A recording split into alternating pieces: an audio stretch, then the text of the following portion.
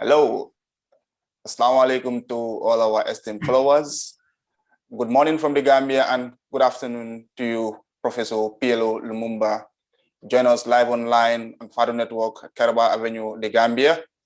This is the Peace Talk Show, the weekly show that is brought to you to discuss on issues surrounding Gambia's peace and Africa's peace in general.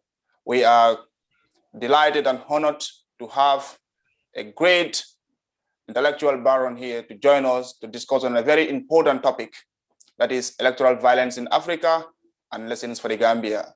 Sir, we sincerely welcome you to the Peace Talk Show. Thank you. Thank you very much for the invitation. Thank you. Prof, this is a program that is brought to sensitize Gambians as we approach the election, and generally also to disseminate the message of peace across the length and the breadth of Africa. So today we have this topic or the theme that is electoral violence in Africa and lessons for the Gambia. So to start with, Prof, what is your analysis and evaluation on manner and conduct of recent elections in Africa? Let us appreciate the fact that in a number of African countries, elections are accompanied by violence during the campaign period, during the election period, and post-election period. And because we are not talking about a definite time, different countries have had different experiences in this regard. Of course, it is the countries that have experienced violence that receive publicity. But remember that we have had elections recently in Zambia. There was some violence, both pre and post, but generally the elections were conducted in a peaceful environment and the former president conceded defeat. We had elections in Ghana, which were very closely contested between President Addo and former President Mahama. And despite the very narrow victory, the President Mahama conceded defeat. We also have had elections in Namibia. We have had elections in Botswana where the losing candidates have conceded. We had a recent election in Uganda. There was no concession. We had elections in the Democratic Republic of Congo, which the loser thought were manipulated. There was no concession.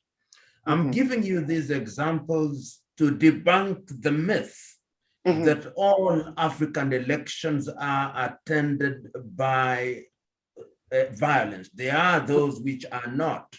Of course, we have seen in a number of countries where elections are very bitterly contested and there is violence. Kenya stands out in that regard.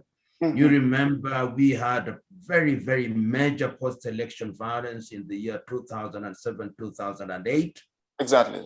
Had a similar experience in the year 2017 and 2017 and 18.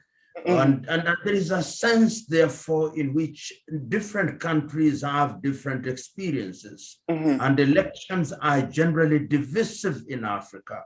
And this begs the question, why? Why is it that Africans can't hold elections that are completely devoid of violence? And I believe that is the kind of conversation that we want to have, because many of the ongoing conflicts in Africa are also a product of electoral processes which divide the population and the political class.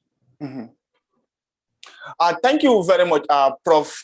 Thank you very much. That's a very good analysis. And Prof, what lessons should Gambia learn from these elections in order to have a very conducive and a very peaceful election? Let me preface my answer by saying this, that part of the problem that we have in many African countries, and this is the reason why there is violence, is because political offices have become very lucrative. the shortest avenue to wealth in Africa is public office. And many people therefore join public office, particularly elective office, not because they want to serve. Many of them don't want to serve. They do so because that is where they get free cars, they get huge salaries, they get access to public resources. And there is a sense in a number of countries in which when one becomes a politician, they are even immune from the legal process. They are essentially above the law. Therefore, the competition for political office in a number of African countries is a cutthroat competition. It is a life and death issue, and people literally die. What then can Gambia learn from these experiences? I think it takes two views. View number one is that the electorate must be sufficiently discerning to identify men and women whose desire is to serve. And it is also important that the electorate must be sufficiently discerning to avoid being mobilized from an ethnic or from a religious background or basis. It is Tanzania's Mwalimu Julius Kambarage Nyerere who said several years ago that when politicians become bankrupt of ideas, then they mobilize people on the basis of tribe, they mobilize people on the basis of religion, or they use money to manipulate the electorate. They don't talk about what they'll do in agriculture, what they'll do in health, what they'll do in manufacturing. And I'm now asking the Gambians, you must look at those who have presented themselves for leadership and ask them very fundamental questions. Why do you seek leadership? And you look at the antecedents. What have they done before? I always tell people to look at the examples of countries such as Denmark, countries such as Norway, Finland, and Sweden. You look at the leaders there, they are humble, they know that public service is public service. But in Africa, and I hope that Gambia is exempt from this particular situation, not during the administration of President Yahya Jammeh, who became a demigod during his reign in office. There is a sense in which we must liberate ourselves from that. And I hope that the Gambians during the administration of President Adama Barrow is going to embrace the fact that leadership is honorable and is a privilege. And the population must also not accept to be manipulated. Those are my prescriptions. Thank you very much. That is wonderful. That is wonderful. And how did rival and tribal politics, or how can rival and tribal politics jeopardize peace and tranquility of a particular country? You know, there is nothing wrong with ethnicity. There is nothing wrong with one being a Wolof. There is nothing wrong with one being a Mandinka or a Malinke. There is nothing wrong with being proud of one's language and one's heritage. But we've got to appreciate that the post-colonial African state is also in a very precarious stage and state. Remember that the colonizer arbitrarily divided the peoples so that you find the Malinke in Gambia, you find them in Guinea, you find them in Senegal, you find the Wolof across the border, and the myopic politician, most of whom lack ideas, and most of whom want to occupy public office for political benefit, normally invoke ethnic sensibilities because they know that when they do that, they are able to mobilize their population. And when they invoke those basic ethnic instincts, then they create enemies, and that enmity, which is created by the political class, watered by the political class, using the people as the fertile ground, is then used for the purposes of creating conflict. Remember that conflict is also a garden from which politicians harvest. And one must therefore do the thing that is right for the long-term health of the country. To ask the politician, the fact that you come from my ethnic group does not mean that I'll benefit. We simply, as Gambians, we want good roads. And good roads don't care about. To have good roads, you don't have to have somebody from your tribe. You want sound agricultural policies. And it matters not whether the leader is from your tribe. You want good health facilities. You want good education. You want good environment. Young people want opportunity to invent and to innovate. They want employment. So my counsel, particularly to the young generation, because Gambia, like most African countries, has a very young population, ask for people to articulate their ideas in a practical, implementable, and achievable fashion, and elect them on that basis, not on the basis of their ethnic origin, but on the basis of the ideas which they articulate, which are implementable, which are measurable, which are time-bound, and which are capable of building a Gambia that is united in her diversity. Thank you very much. Prof, Western democracies do not lead to extreme violence during elections. However, elections in Africa are usually, as you will always say, life and death. Why? Yes. It is because, number one, this thing that you've described it very aptly, Western democracy, which means it has its roots in the traditions and culture of the people that we now call the Westerners. That is to mean Western Europe, or to mean conceptual West, which would include countries such as Australia, such as New Zealand, such as Canada, such as the United States of America. Which then begs the question, this democracy that we talk about, is there a one-size-fits-all democracy? And I dare say not. The problem we have in Africa is that we have borrowed systems of governance from our erstwhile colonizers, systems of governance which have little bearing on our culture and tradition. And the net effect is that we are not handling them very well. We claim to have political parties, but the things that we call political parties are not parties. They are either forums under which ethnic leaders operate, or they are owned by individuals simply because the Constitution says so. And I think the time has come that Africa must ask certain fundamental questions about governance. And I'm using the word Africa, acutely aware that Africa is also diverse, that what works in the Gambia is not what will work in Senegal. And we ought not to be tied to these things that are prescribed to us by the Western world. Remember that the Western world also loves an Africa that is in chaos. Remember that the Western world loves an Africa that is wallowing in confusion, an Africa that is chaotic, an Africa that is poor, because conflict and poverty are multi-billion-dollar industries. And the sooner we realize that, the safer we are.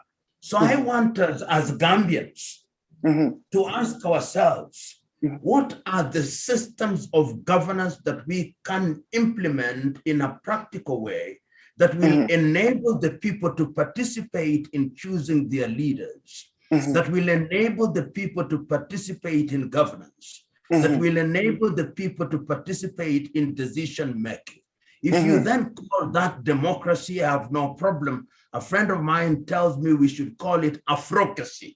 But whatever name, I do not care. I simply want a government or a system of governance that allows people to participate.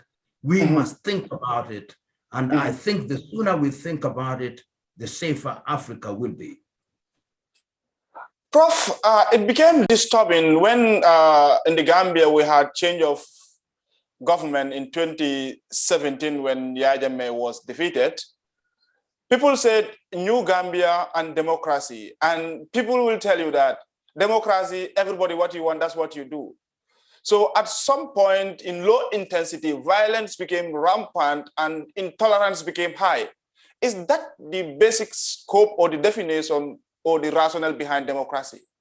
Not at all. Democracy is simply, if I understand it well, and once again, I'm saying that democracy does not say that it's a one-size-fits-all democracy. It simply means a system of governance where people participate in electing their leaders and in a decision-making process. And let us not confuse democracy for indiscipline, because that is what happens in most African countries, that because we are democratic, therefore we are indisciplined. Because we are democratic, therefore we do and say what we want. If you look at countries that enjoy a high level of economic development, a high level of social cohesion, a high level of political debate, and a total ground in which there is good governance, there are countries where people are disciplined. And I always give examples in the Scandinavian countries. Look at their quality of government. The quality of government and the quality of life is defined by discipline. And it is discipline in all areas. It is discipline how they drive. How you drive pretty much tells the people how you behave. If you go to a country where people can't drive properly, people are indisciplined on the roads, 9 out of 10 times such a country is bedeviled by indiscipline, even in governance. It means that when people disagree, even in public, they disagree in an agreeable manner. When I disagree with your ideas is a question of I articulating a better idea. It means that we are respectful of one another. It means that our public discourse is informed by ideas. But in many African countries, we think that if you hold a different political view, then you are my enemy. That is completely misguided. You may hold a political view which is different from mine, but if by force of reason I'm able to persuade you, then you can change your position. Remember that it is the ability to influence thought processes really defines our political maturity. So Gambians and indeed all Africans must remember that when we talk about democracy, however defined and however understood and implemented, it presupposes a population that is mature. And maturity in this sense must be understood to mean that democracy is a competition of ideas. Ideas about agriculture, ideas about health, ideas about education, ideas about structure, ideas about how to improve the quality of governance in an entity and to make a country's overall stature in economics and in social cohesion and politics to be at a level where the people can be happy. That is my understanding of it. But this idea that if somebody has an idea that is different from yours, then they are your enemy, is a statement of intellectual underdevelopment. And that is what we as Africans must fight against and know that the competition of ideas with the good idea giving way to the better idea for the general good. Thank you very much. Prof, I would like to use Kenya as a case study in the situation of the Gambia. In 2007, 2008, there was election violence in Kenya. And in 2017, also at some scale, there was election violence. How has that disrupted the development in Kenya as a lesson to the Gambia? Let me tell you, Kenya, because of our geographical location and because of the fact that since she regained her independence, she has not experienced political turbulence was always the leader, particularly in the economic arena, was the leader in terms of the quality of human resource. Our GDP now is something between 90 billion and 100 billion United States dollars. But if we had remained on a proper trajectory, if our politics was right, I believe that our GDP would be in excess of 500 billion United States dollars. But because we allowed ethnicity to be the basis of political mobilization, because we allowed corruption to play a major part in our politics, because we have within the political class men and women who are ambitious and who are victims of unbridled ambition, have described them in other areas as megalomaniacs.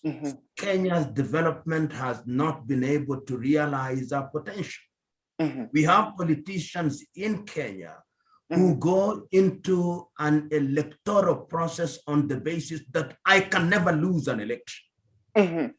And that if I lose an election, the election has been stolen. And they have succeeded over the years to build that narrative that even if elections are fair, they will never accept that the elections are fair. It is not to say that Kenyan elections have not had their problems. I've been an adult and I've been alive during all the elections that have been held since we regained our multi-party sector. But these individuals who have been active in Kenyan politics since 1980s through to 90s, through to the 2000s, first of all, they don't want to leave office. They don't want to leave politics because politics has become a big industry. And when politics becomes a big industry, then as I said a little earlier, competition, it is cutthroat competition and throats are actually cut. What am I telling the Gambians to learn? You must not allow politicians who are megalomaniacs, who are egotistical to play primary role in your governance system, because they will use all means because they want to acquire power by hook and crook. And because they want to acquire power by hook and crook, they will mobilize people from a religious perspective, they'll mobilize people from an ethnic perspective, they'll bribe the electorate, they'll lie to the electorate. And once they do that, you create an environment which is poisonous for development. Right now, I can tell you, Kenyan elections are nearly 11 months away. But if you read any of our newspapers, you would think that we have elections next week. The net effect is that nobody is going to invest in Kenya between now and 2024 because they are asking themselves, can I invest in this environment? Is it possible that after the elections in the year 2022, in the month of August, there'll be another cycle of electoral violence? And the net effect is that anybody who wants to invest in Kenya will at the earliest come in the year 2023. And in the intervening period, our neighboring countries of Uganda, Tanzania, Rwanda, and Burundi are now becoming the focal point for those investments. The same lesson, if Gambia does not convince would-be investors that there'll be peaceful elections, people will go and invest in Senegal, they'll go and invest in La Cote d'Ivoire, they'll go to Morocco, they'll go to Algeria, to the detriment of the Gambia. And the Gambia must know, for example, because tourism is a very sensitive industry. So my prescription to the Gambians, both the electorate and those who are seeking public office, let us always remember that the country is bigger than all of us. We are here today, we are not here tomorrow. And in humility and in patriotism, we must seek the vote. And when we lose elections, we must be prepared to concede defeat so that we preserve the nation. Thank you very much, Prof. The final question is that institutions play a critical role in ensuring free, fair, and transparent election. if you are to make some statement, which institutions in the Gambia do you think supposed to be strengthened to ensure that the election is peaceful and, violence-free? The first institution that must discharge its functions properly, transparently, and diligently is the Electoral Commission. The men and women who are appointed into the Electoral Commission must be men and women who are clear that they want to preside a process which will be accepted by losers and winners as free and fair. That is a critical institution. The second institution that must also be beyond reproach is the judiciary.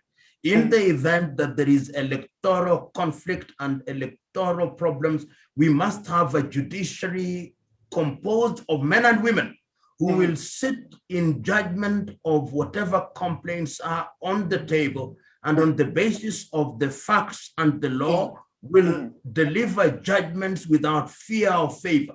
Those are the institutions. The third one, which is not an institution in that regard, are the people in their corporate sense. And when I talk about the people, they may be organized as civil society. We must also have civil society organizations that are credible, that are immune from foreign interest and foreign influence, that can speak out. We must also have a religious sector that is capable of bringing to the fore a moral force, whether they are the imams or the clergy. There must be men and women of credibility so that when they speak, the political class and the population are capable of listening to them. Those, I think, are critical institutions and sectors of the society which are critical in ensuring that we have a process which will be acceptable to all, even when they do not get what they want. Thank you very much. Prof, I am delighted, although the time is going and it's supposed to be 30 minutes, but when the professor is speaking, wisdom diffuses. So as a result, we have gone. But Prof, you can give your concluding statement, perhaps, which is going to serve as an advice to Gambians and Africans in general on what elections are supposed to be.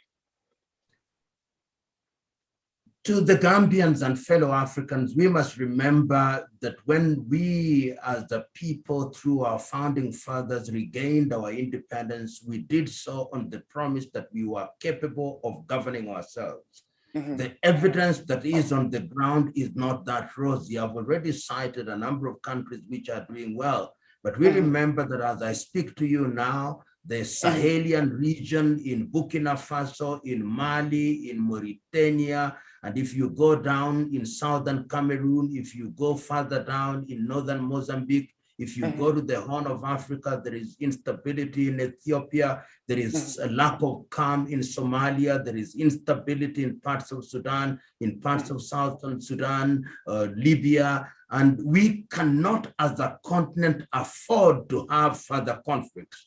The countries that are not in conflict must do everything within their power to ensure that we have calm. It is only in that context that the promises we have made to ourselves under Africa Agenda 2063 and under the aegis of the United Nations Sustainable Development Goals can be realized. Africa is a young population and our young sons and daughters are looking for opportunities. It is high time we made our countries good so that our young people do not run to the United States of America and Europe and the Arab world. It can be done. And it can be done, particularly if there is sound leadership. The leaders in Africa must step down from their high horse. They must cut down their myopia. They must cut down their egotism. They must ensure that they are patriots to their countries. If they do that, Gambia will be great, and by extension, Africa will be great. Thank you very much. Thank you very much. We have no regret in inviting Prof. PLO Lumumba. Whenever Professor PLO Lumumba speaks, we actually can conclude unanimously that wisdom becomes the order of the day. And Professor, we owe you gratitude. We are saying thank you very much.